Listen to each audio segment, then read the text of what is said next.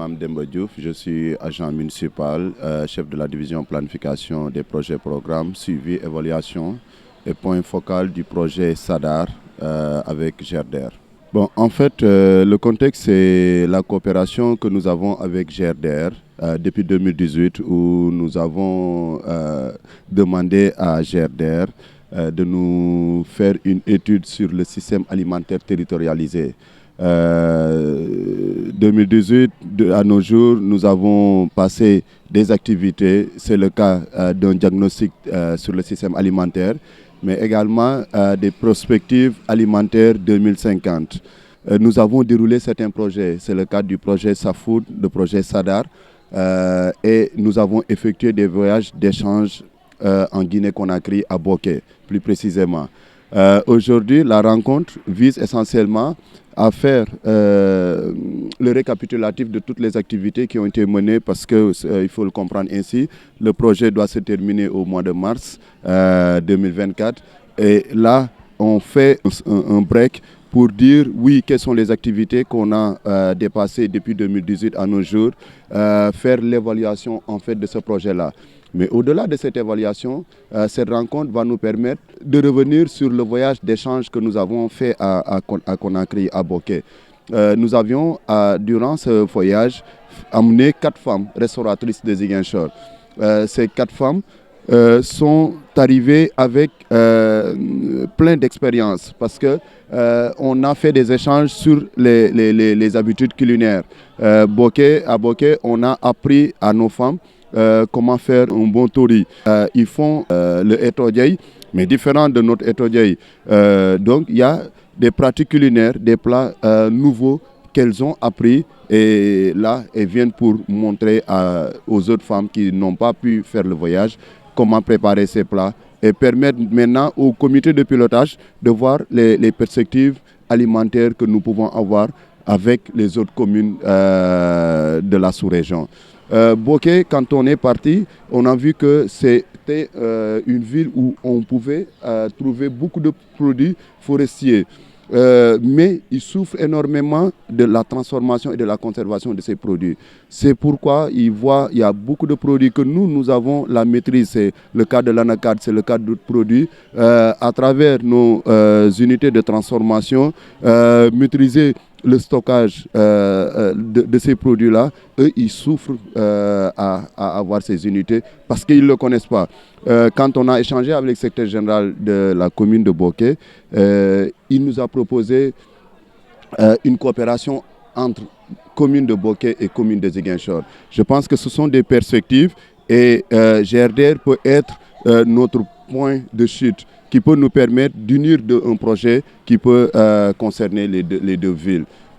Donc c'est l'occasion aujourd'hui, à travers cette journée, d'échanger sur ces perspectives avec GERDER, sur le projet système alimentaire territorialisé, mais éventuellement sur des futures coopérations avec la ville de Boké. On est sur la perspective de mettre des cantines scolaires, des cantines au niveau de l'élémentaire, à travers le projet de cuisine centrale. Je pense qu'il y a beaucoup de perspectives. Et aujourd'hui, c'est l'occasion, avec le COPUL, de trouver d'autres projets alimentaires territoriaux qui pourront être conduits toujours par GERDER, la commune de Ziguinchor et pourquoi pas la commune de Boké. Oupao Tepkadior Mendy, je suis le premier secrétaire élu du conseil départemental de Ziguinchor. Aujourd'hui, il s'agit de la rencontre du comité de pilotage du projet de système alimentaire territorialisé que porte la commune de Ziguinchor.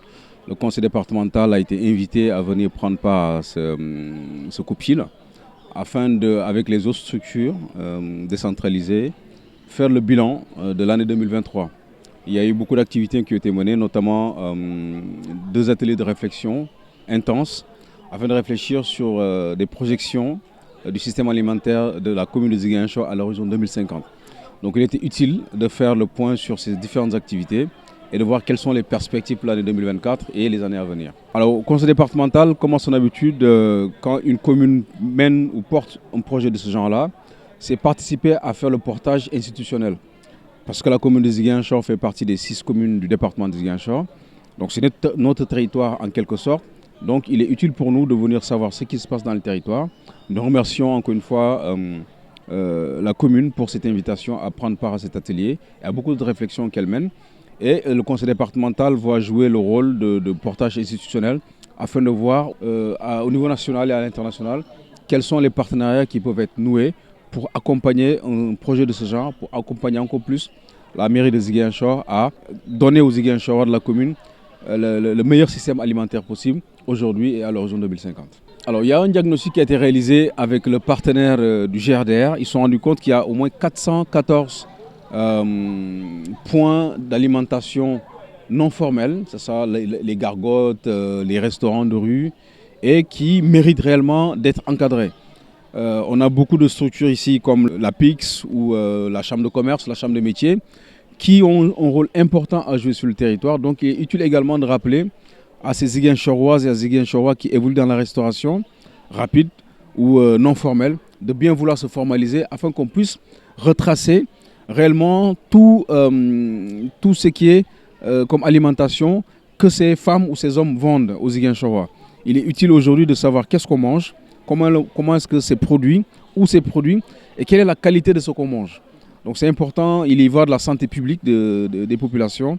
Et donc c'est important qu'avec le GRDR et le CIRAD également, qu'on puisse réfléchir sur comment mieux encadrer le système alimentaire ici à Ziguinchor. Le conseil départemental a un rôle crucial à jouer dans ces projets-là. Voilà, donc l'activité d'aujourd'hui, c'est en fait un copil. Un copil au cours duquel on est en train de faire en fait une restitution des activités qu'on a eu à dérouler dans le cadre de notre partenariat avec la mairie de Ziguinchor. Et là, on est en train de faire une restitution de l'année 2 du projet Sadar et du projet Safood. Voilà, là, on a divers acteurs parce que le système alimentaire de la ville de Ziguinchor tous en fait plusieurs acteurs. On a les services techniques, les services déconcentrés, on a les producteurs et aussi les restauratrices. Donc nous sommes là aujourd'hui réunis pour faire un peu le bilan de ce qui a été réalisé durant les 2 années du projet Sadar et Safood. Voilà, donc notre collaboration avec la mairie de Ziguinchor ne date pas d'aujourd'hui. Déjà le système alimentaire territorial, c'est en fait un projet qui est né d'une réflexion engagée entre la commune de Ziguinchor et le GRDR depuis 2019. C'est en fait un projet qui s'appuie sur des interventions passées, sur des études de terrain, sur des études bibliographiques. Et donc depuis plus de 5 ans, on travaille avec la mairie qui aujourd'hui, je dirais, est notre partenaire numéro 1 et qui vraiment donc, mobilise des gens qui vraiment sont très motivés en tout cas dans tout ce qui est atelier, tout ce qui est rencontre. Alors, tu sais, quand on fait un projet, la première des choses, c'est d'abord de faire un diagnostic. Et nous, dans le cadre du système alimentaire, on avait d'abord fait une étude sur l'environnement alimentaire, une autre étude sur les habitudes alimentaires, ce qui nous a permis maintenant d'aboutir à la production d'une note de synthèse, une note de synthèse qui fait un peu le diagnostic du système alimentaire de la ville de Ziguinchor.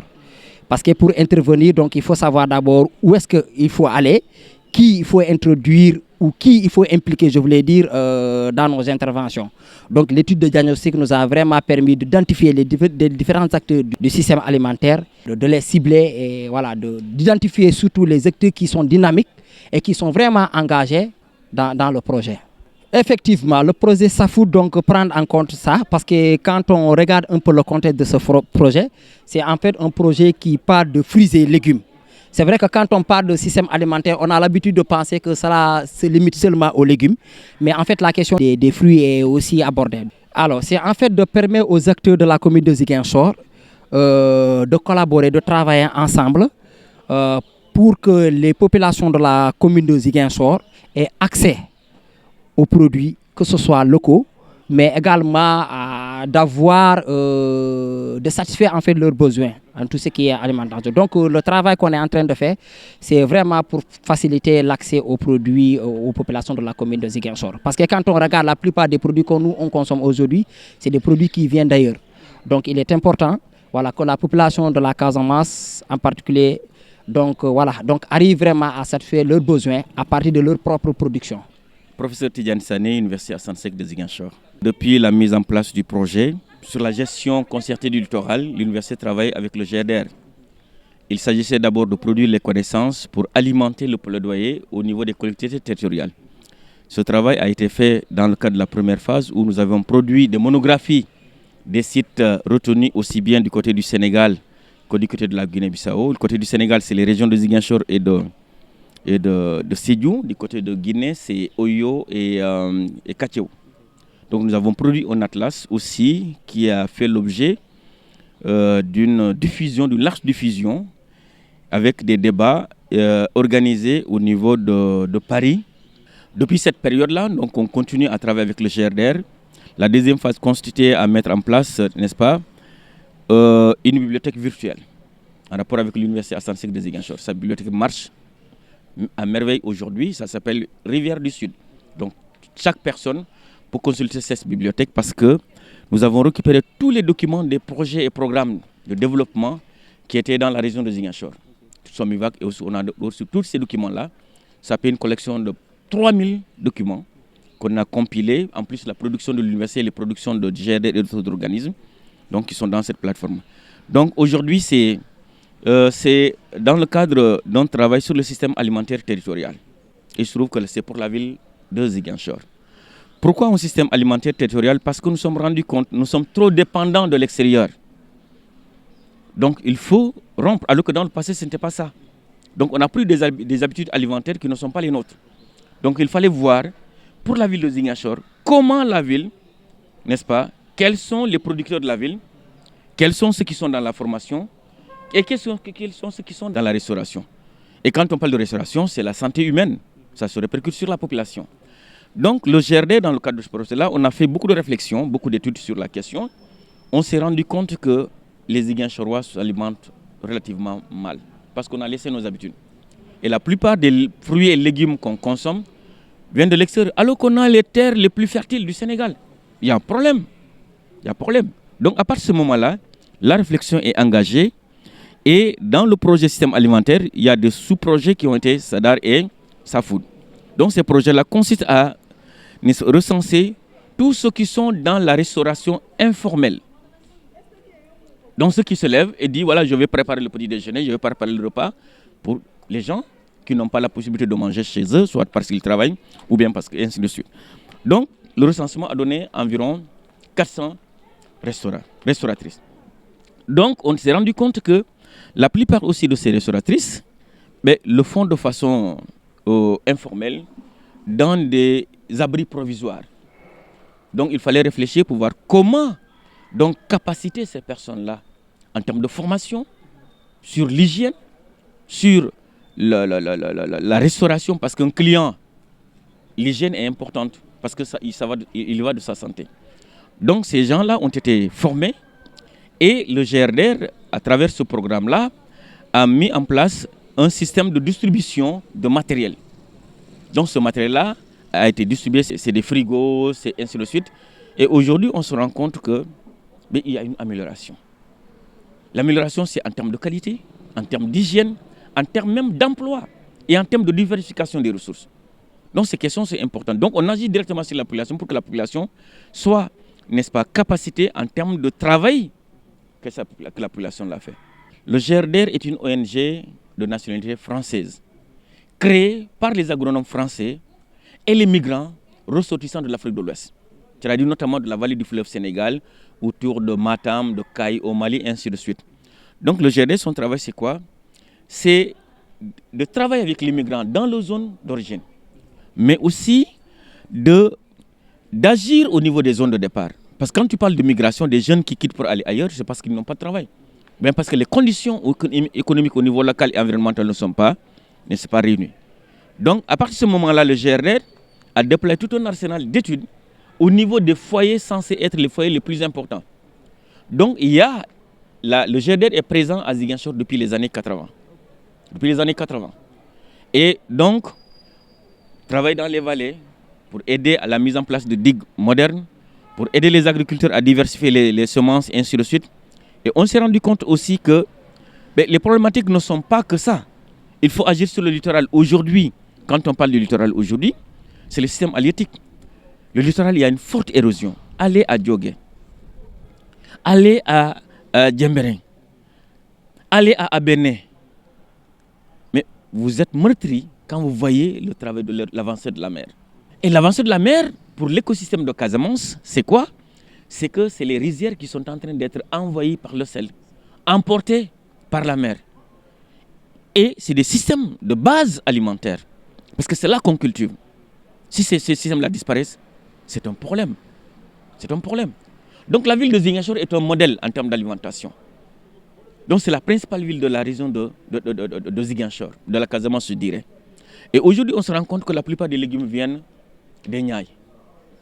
Alors regardez autour de nous, la plupart des fruits, regardez les oranges importés, alors qu'on en a en pagaille ici. Pourquoi ne pas valoriser les produits locaux?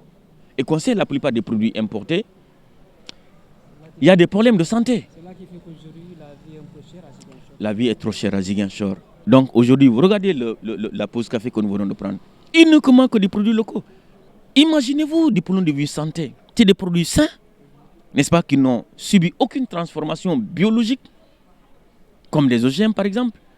C'est des produits naturels, bio, comme on dit. Donc les manger, c'est renforcer aussi son état de santé. Aujourd'hui, appuyer la mairie de Ziguinchor. Parce que quand on parle de la ville de Ziguinchor, il y a une forte agriculture urbaine. Ziguinchor, parfois, tu as du mal à faire entre l'urbain et le rural. Donc il y a des interstices où on fait de l'agriculture.